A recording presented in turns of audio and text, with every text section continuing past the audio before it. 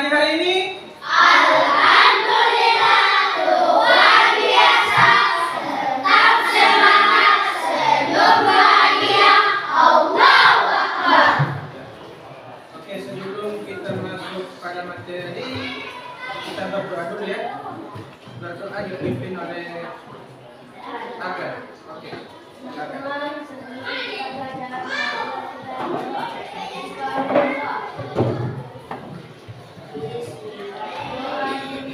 Bismillahirrahmanirrahim. Raditu billahi rabban wa bil islami dinan wa bil muhammadin nabiyya wa rasulah. Rabbi zidni ilman warzuqni fahman. Sadaqallahul azim. Amin ya robbal. Amin. Hari ini ada yang bisa hadir? Ada. Siapa? Imam Maika Sarika. Ada banyak ya. Tiga orang. Kenapa tidak hadir? Sakit. Kalau ada teman yang sakit, mari kita sama-sama berdoa. Semoga diberikan kesembuhan oleh Allah Subhanahu wa taala. Amin ya rabbal alamin. Oke. Pada kesempatan kali ini kita akan belajar mata pelajaran SKI. Siapa yang masih ingat pelajaran yang minggu lalu? Tentang apa?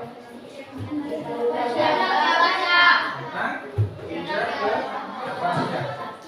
Hijrah ke Habasyah yang mana ya? Sebab-sebab ya? Ya, sebab-sebab hijrah ke Habasyah. Nah, sekarang masih di materi itu, masih di bab 3 hijrah ke Habasyah. Namun di materi yang berbeda atau subbab yang berbeda. Kalau minggu lalu kita belajar tentang sebab-sebab Nabi Muhammad, para sahabat Nabi Muhammad hijrah ke Habasyah. Dan hari ini kita akan belajar hijrah ke Habasyah. Sub materinya tentang peristiwa hijrah ke Habasyah. Sekarang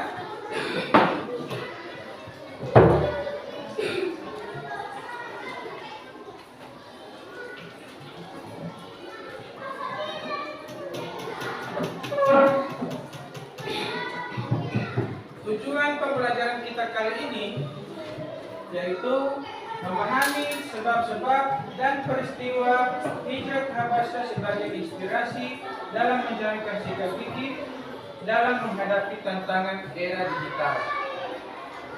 Ini tujuan pembelajaran kita kali ini. Kriteria dan pencapaian tujuan pembelajaran. Jadi yang pertama menjelaskan sebab-sebab Nabi Muhammad menentukan pada hijrah ke Habasyah. Yang kedua menyebutkan siapa saja kaum muslimin yang hijrah ke Habasyah tahap pertama. Ketiga menjelaskan penyebab para sahabat Nabi Muhammad kembali lagi ke Mekah. Dan yang keempat menyebutkan isi undang-undang pemboikotan kepada keluarga Nabi Muhammad dan kaum muslimin. Jadi keempat ini akan kita pelajari hari ini. Sekarang ini ada gambar. Ada yang mau bertanya? Gambar apa ini? Ada yang tahu apa yang gambar? Gambar apa? Ini. Orang lain apa ini?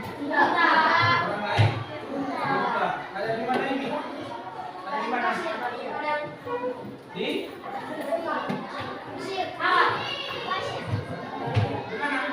Di padang pasir. Orang yang sedang diungkap pada pasir. Siapakah nama Raja Habasyah yang terkenal adil dan tidak pernah berbuat semena-mena? Siapakah namanya?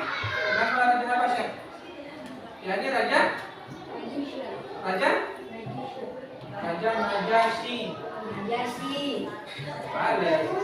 Bukan Najisa, Najasyi. Raja Najasyi. Ya.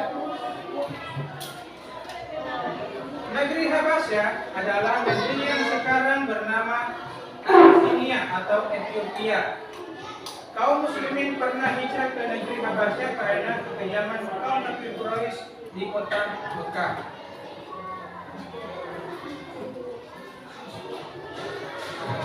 Sekarang kita masuk bagian D. Kalau lalu bagian A, sekarang bagian D. Peristiwa hijrah ke Habasya. Negeri Habasya adalah negeri yang sekarang bernama Abyssinia atau Ethiopia. Kaum muslimin pernah hijrah ke negeri Habasya karena kekejaman kaum Nabi Quraisy di kota Mekah.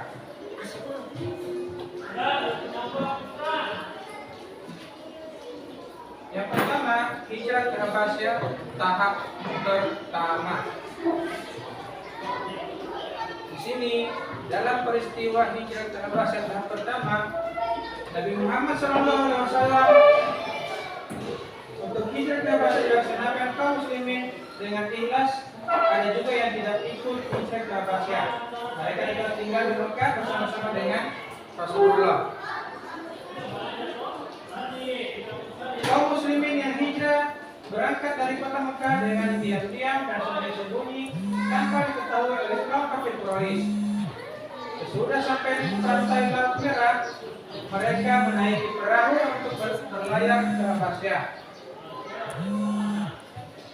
Di sini dalam tahap pertama rombongan terdiri dari berapa orang? 10 orang. 10 orang pria dan 5 orang Wanita. Jadi berapa orang semua? 15 orang. Di antaranya Utsman bin Affan bersama istrinya Ruqayyah atau putri Nabi Muhammad SAW, terus Abu Huzaifah beserta istrinya Salha binti Suhail bin Amr, terus Zubair bin Awam, Mus'ab bin Umair, Abu Salamah beserta istrinya yang bernama Ummu Salamah binti Abu Umayyah, terus Utsman bin Mas'ud, terus Abdurrahman bin Auf. Ya, rombongan hijrah ini dipimpin langsung oleh Utsman bin Affan.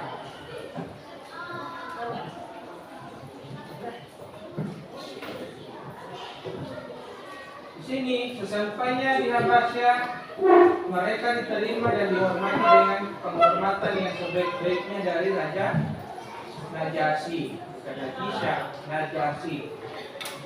Kemudian Raja Habasya menempatkan mereka di Negas yang terletak di sebelah utara provinsi Tigray, wilayah yang kemudian menjadi pusat penyebaran Islam di Habasya.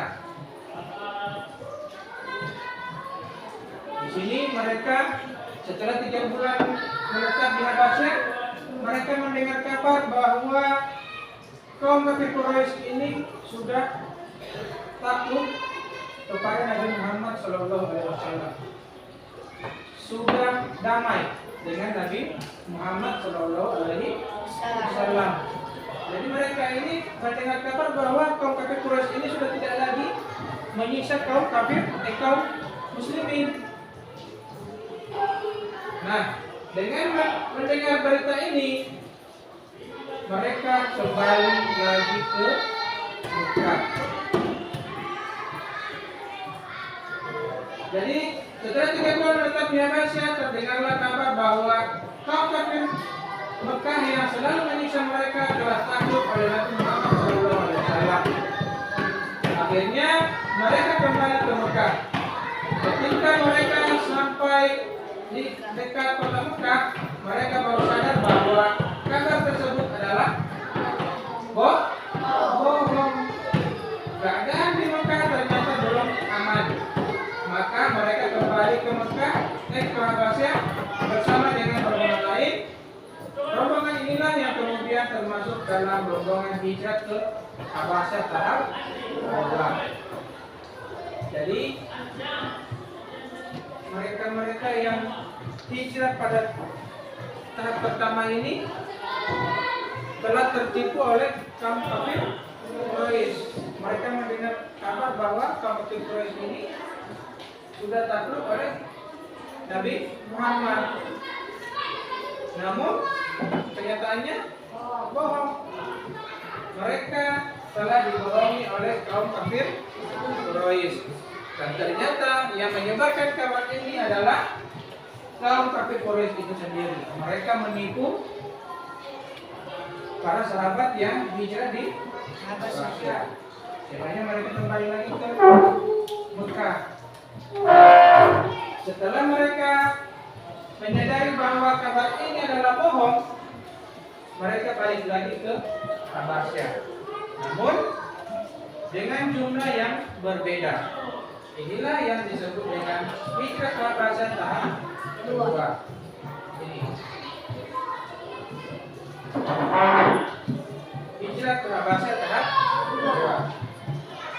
Setelah kaum muslimin yang hijrah ke Habasyah kembali ke Mekah, kaum kafir Quraisy semakin merintangi dakwah Nabi Muhammad SAW dan para sahabat.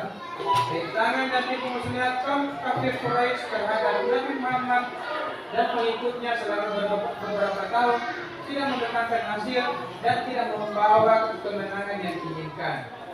Kaum kafir Quraisy membuat undang-undang pemboikotan terhadap keluarga Bani Hashim dan Bani Muthalib serta semua pengikut Nabi Muhammad SAW. Di sini karena mereka tidak pernah menang, selalu apa yang mereka perbuat tetap tidak akan berhasil. Contoh, mereka sudah menipu kaum muslimin yang sudah hijrah di Mekah. Mereka membohongi, memberikan berita bohong bahwa mereka ini sudah menyerang. Namun apa? Kenyataannya adalah bohong. Jadi semua cara mereka ini tidak pernah berhasil, sehingga mereka membuat undang-undang pemboikotan terhadap keluarga Bani Hashim dan Bani Muthalib serta semua pengikut Nabi Muhammad SAW. Jadi mereka membuat pemboikotan, undang-undang pemboikotan. Tahu apa itu pemboikotan? Pemboikotan itu sama dengan pemblokiran. Diblokir. Contoh, ada yang punya HP? Ada. Kalau setelah blokir bagaimana dia? Saya tidak boleh membaca, saya tidak boleh membaca. Boleh main game. Kalau DPD nomor yang sudah blokir, tidak boleh bermain game. Sama saja dengan ini, pemboikotan. Kaum muslimin diboikot oleh kaum kafir Quraisy. Kaum muslimin kalau suka mau beli makanan tidak boleh, dilarang oleh kaum kafir Quraisy. Itu baru contoh kecil. Nanti ada contoh yang berikut.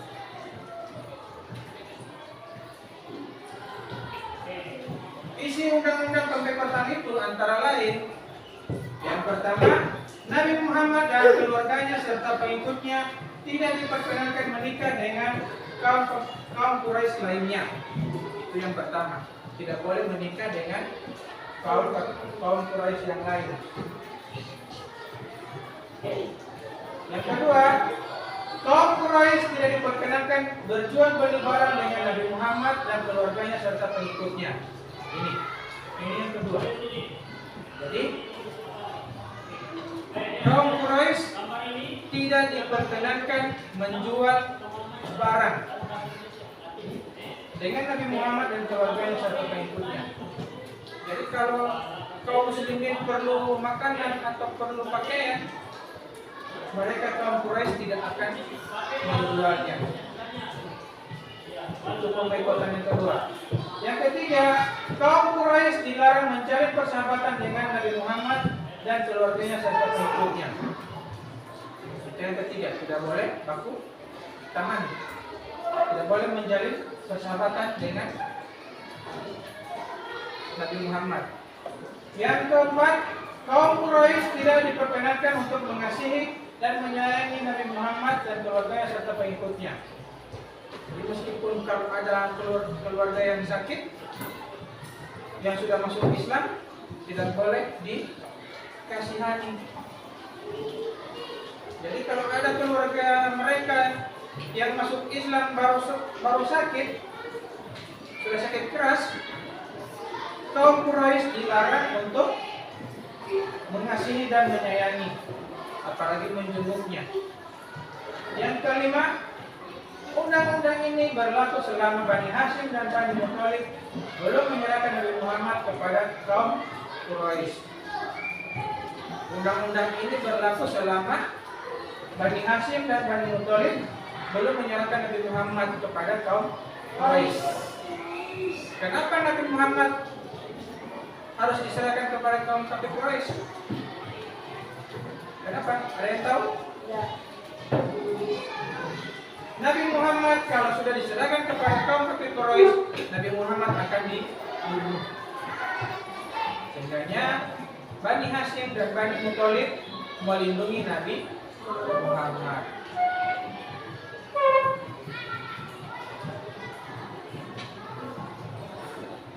Akhirnya Rasulullah SAW memerintahkan kaum muslimin untuk kembali hijrah ke Habasyah untuk yang kedua kalinya.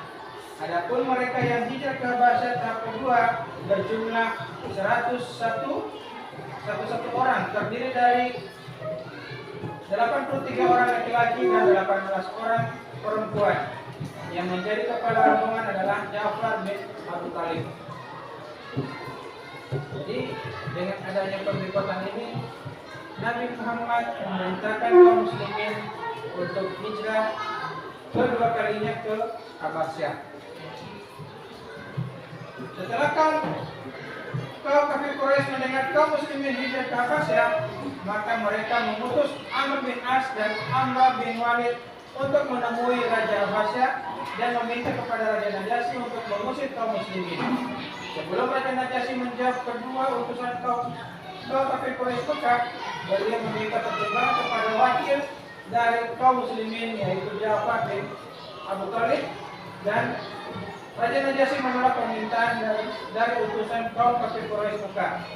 Kaum muslimin tetap diperbolehkan tinggal di negeri Habasyah dan sebagian yang selamanya tetap tinggal di Habasyah untuk mengembangkan agama Islam. Inilah contoh dari Raja Najasyi atau Raja Habasyah. Kenapa? Meskipun berbeda agama, dia tetap melindungi agama yang lain. Pernah lihat video yang kemarin kan, yang minggu lalu? Raja Habasyah pakai apa? Ada yang katanya Pak Guru, itu ada pakai salib dan baju. Ya, betul. Raja Habasyah itu beragama Kristen atau Nasrani, tapi beliau tetap menghargai kaum muslimin.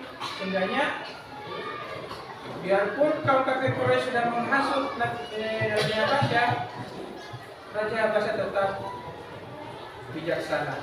Beliau tetap tidak mengusir kaum muslimin dari kota Habasyah. Sekarang ada kisah dari hijrah ke Habasyah.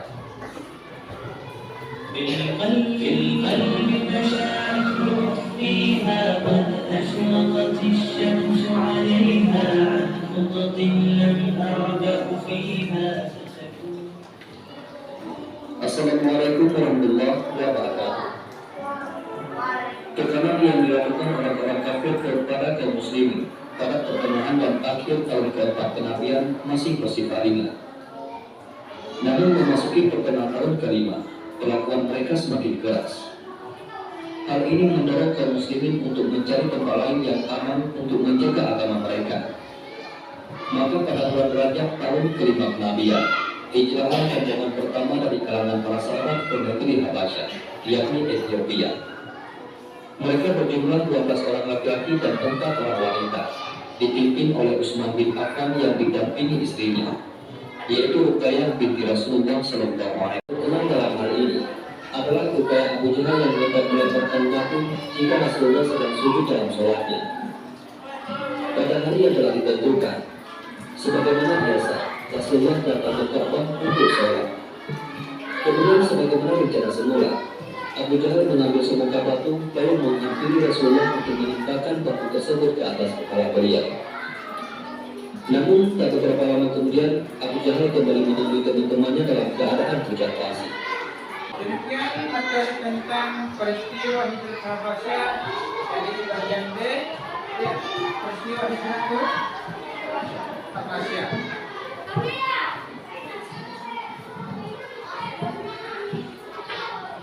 Oke, demikian materi kita hari ini. Yakni materi tentang apa? Peristiwa hijrah ke Habasyah. Jadi pada peristiwa hijrah ke Habasyah ini terjadi berapa tahap? Berapa? 2 tahap. Tahap pertama berapa orang? Berapa orang? 15. 10 orang pria dan 5 orang wanita. Itu di tahap pertama. Di tahap kedua berapa orang? 101 orang. Jadi 83 orang laki-laki dan 15 orang perempuan. 15 orang perempuan. Gitu ya. Jadi itulah materi kita hari ini tentang peristiwa hijrah ke Habasyah. Insyaallah pada pertemuan kita kali ini bisa menambah wawasan dan pengetahuan kita tentang sejarah kebudayaan Islam. Terima kasih. Wassalamualaikum warahmatullahi wabarakatuh.